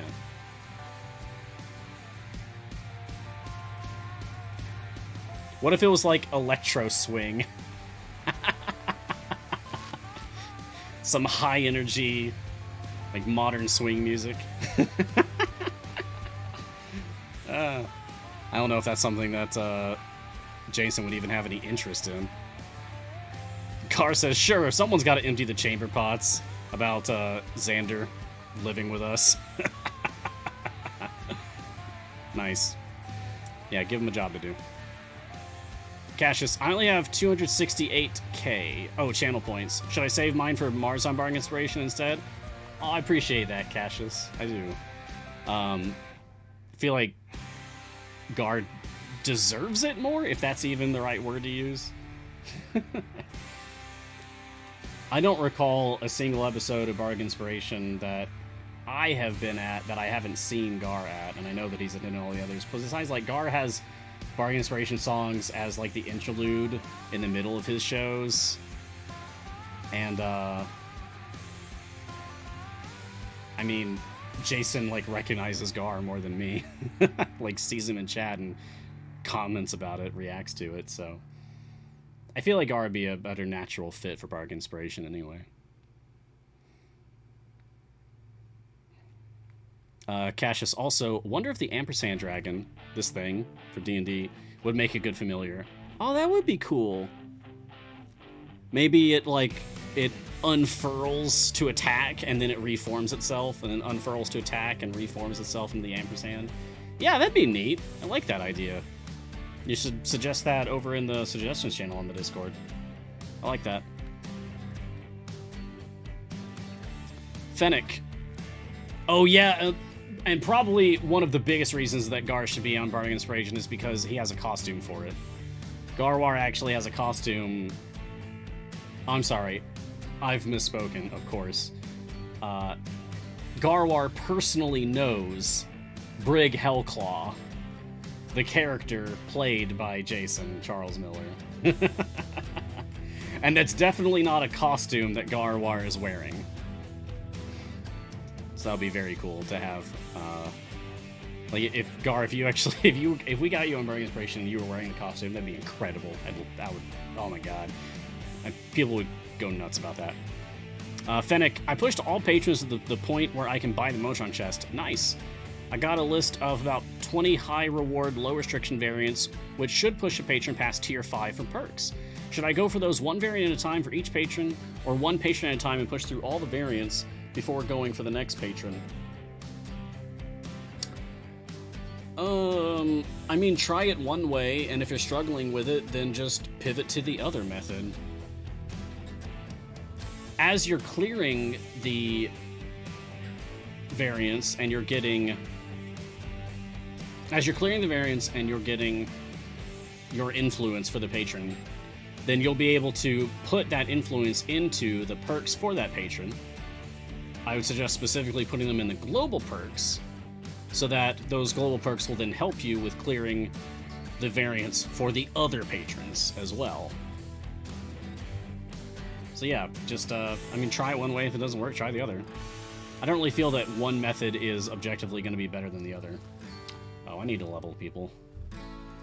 It is beyond time that I need to be leveling people. Alright, so how do I want to actually place people here? Oh, nice. We actually can have one more person in here. Sweet! So we're going to go that.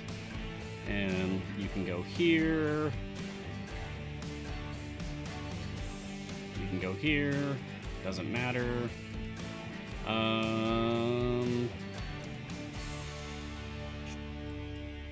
Why can't I move you? Oh, right. I can't move Talon. Of course. That's why. Okay, then this is fine. Alright, let's just level people. I'll take Pathfinder. I'll take Observance Friend. I'll take Overexcited. Turn Undead. Pain! More daggers.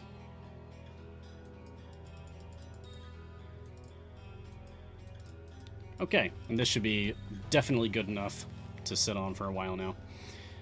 Alright, Crazy Kevin. Is STP the #1 goal to go to for new players?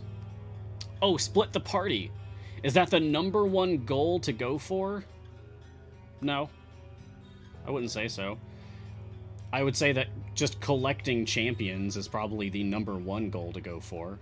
Is it a high priority goal? Absolutely, it definitely is. Split the party. But I would say just your champion collection is the most important thing. Because your champion collection informs so many aspects of the game. Your access to patrons. Your ability to even attempt some of the nastier variants in the game. A lot of the game is gated by your access to champions, so just collecting the champions is the #1. Hurts you. Is there merit to using my potions of polish now, while I have limited champions, as it increases the odds of making them some of the useful items on my speed champion shiny? Or am I better waiting until I've unlocked more for some reason? No, you hit the nail on the head. Some people think it's better to go ahead and use them earlier as opposed to later, just because if you're newer in the game, then you have a smaller pool of champions, so you have a higher chance of it landing on an event champion that you might really like. I guess the ideal situation would be that you have managed to become full natural shiny on every core champion, and along the way, you have not unlocked any evergreens, like you didn't get Hitch, you didn't get Azaka, Driz, Dragonbait, whatever, Ulcoria, whatever, and that you've only unlocked event champions that you want to get shinies on, and now use your potions of polish. But oh my god, that's so much work, that's so time-consuming, and I would hate playing an account like that. That sounds so boring to do. So I wouldn't recommend that for anyone. But yeah, that's a perfectly reasonable excuse to use your potions of polish early. Go ahead and pop them. Pop the pops. See what happens. Cash23, has JCM managed to get through the entire Lizard Folk song without laughing yet? I don't think so. And I love that. Eventually the novelty will wear off, right? But yeah, it's just innocent, harmless humor, and I love it. Sure Guy B. Question. So I'm a relatively new player, well, relatively welcome to Idle Champions, who has spent money on the game. I've unlocked Ulcoria and started Avernus. How soon should I focus on going back and doing variants for both normal and patrons? Why not now? Like, wait until the event is over, unless you've already gotten your fill of the event. Like, if you've unlocked all the characters and you've done all of their variants and you've already gotten them, like, to have full blue and as many epics as you care about on them, then maybe at this point you can go ahead and put the event away. Otherwise, I would say keep playing the event for now, and then on Monday when the event ends, yeah, go ahead and start that. Start working on your normal and patron stuff. Because some things are some other game mechanics are like gated by your ability to play through the normal game content. You've started Avernus, you said. Good. Because you have to finish Avernus in order to access the Trials of Mount Tiamat and Legendary Forge system. You gotta do that to play that. So, you better do it. You better do it! Grail-shaped, among other cool things, watching the Untitled Champion stream for a while, then asking, did I put in that code? And doing so, and finding out I had not done so. Yeah, it's always a nice moment when you're like, have I used that code? I haven't! And then just a little bonus free thing. Yeah, it's nice. It's nice. Especially because I'm working with 2 accounts here. I can't keep straight in my head which account I've redeemed what code on. So that moment happens for me quite a lot now. Now, Rangal, question, where can I see what I have collected? So, over here in the top left, you may have an info box, and if you click on that, you'll then have a little gem icon. If you hover over it says collections, if you click on that, boom. This is your collections screen, and it'll show you everything that you've collected for each of your champions. So it's a nice little thing to have. Some people are completionists and they want to completely fill this up. Some people believe that's a fool's errand.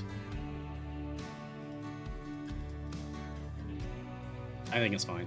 You know, do what makes you happy. Conquer 54. I'm new here. Do you actually click heavy or no?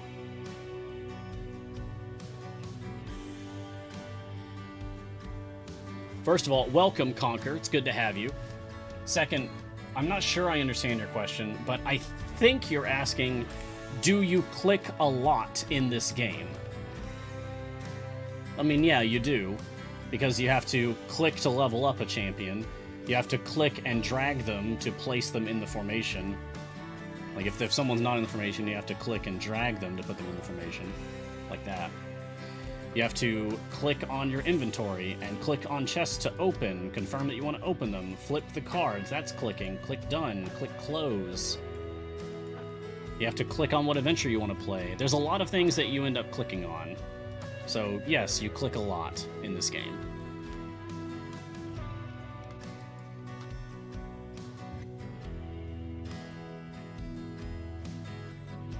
Nazgul, Mars, do you know Nightwish? Yes. Yes, I do. I remember the exact moment that I was introduced to Nightwish. I had zero interest in metal music of any kind growing up. And then one day in college, there was an evening where I was walking around campus, minding my own business, and here come some of my older friends, some of my senior friends that I've made, careening around the corner in a van. They throw open the side door of the van, grab me, pull me into their van, and say, "Come on, we're going to Taco Bell." And we drive. It was such a wild experience. They abducted me and took me to Taco Bell, and we all got tacos, and while I was riding in the car, like, okay, I guess this is happening now. The driver, he started blasting Nightwish at, like, full volume. That was the first time I had ever heard Nightwish, and one, I had never encountered music like this before. Two, I realized I liked it. And then 3, I never forgot. It was such a cool moment. Yes, I'm aware of Nightwish very much. Hope you enjoyed the story. Cassius, if Gar and JCM dress up as the characters, does Dylan need a costume too? Absolutely. I don't know if he would, though. I don't know what Dylan's, like, predilections are for costuming. I don't know if he enjoys it or if he loathes it. I don't know. I feel like Dylan wouldn't be into it. But maybe I've got him wrong. Maybe he would love that, I don't know. Wow, it's Martin! But not the mod Martin, a username Martin. How do I collect champions faster? Just wait for time gaze? So you can get 3 champions from every event. There's always someone new, which is nice. Between every event, there's a time gate. You can get a champion that way. So that's at least 4 champions every month, basically, right? But you'll also collect time gate pieces over time. And when you spend 6 time gate pieces, you can unlock a time gate manually. And then just choose any event champion that you want that way. So that gets you another one. There's also, very often, but not every time, but very often, when you unlock a skin for a champion, like from a purchase, then it'll also give you that champion. Like, sure, here we go.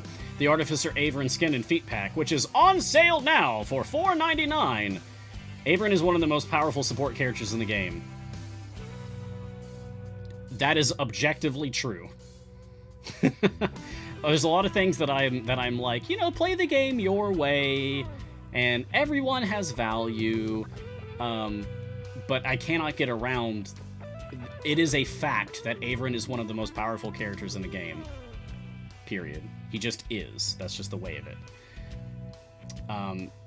If you purchase this skin and feet pack, you get the skin, Artificer Averin, you get the feet, Two-Headed Coin, one of his best feats, and then you also unlock Averin if you don't already own him. So, oftentimes when you purchase a skin, you'll also get a champion that way. There are champions in the game that you simply unlock by playing through the game's permanent campaigns. This would be Azaka, Dragonbait, Olcoria, Rhea, Xeraphon, and I just unlocked him in the stream earlier today, Drizzt. Drizzt is the earliest example of this sort of character that you unlock by simply playing through the permanent campaigns. Yeah, if you don't see the sale, just restart your game. Close your game, restart it, see if the sale's there.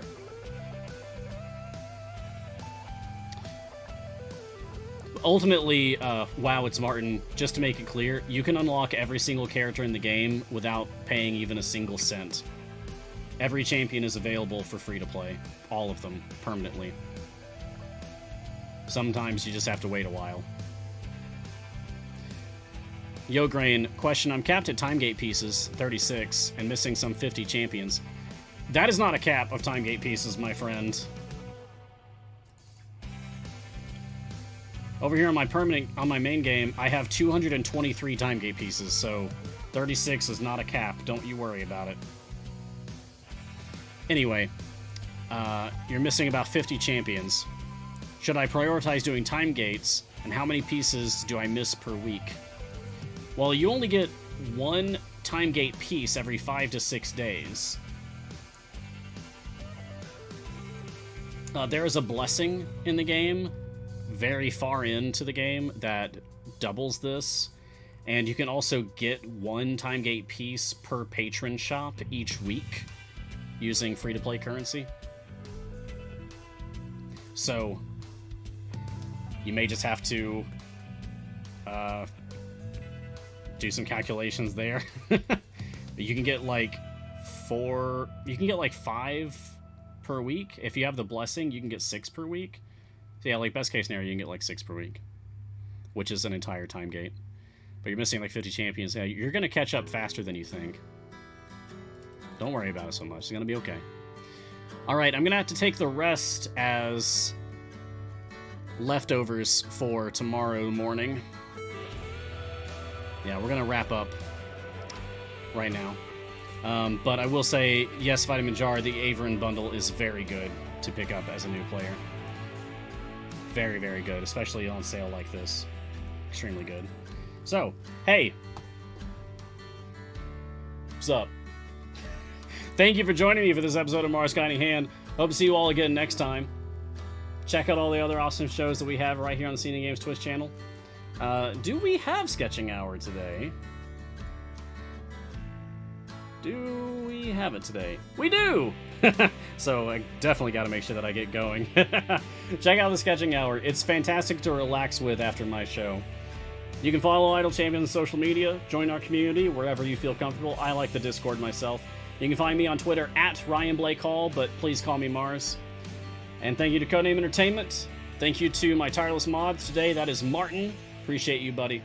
And thank you, everyone, for watching. Wherever you're on in Multiverse, be safe, be kind, make someone else smile today, make the world a little bit better.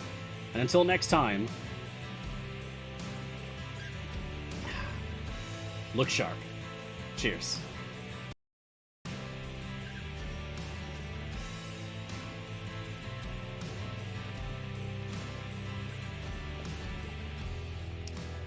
Aw, excellent taste in tea? No, you.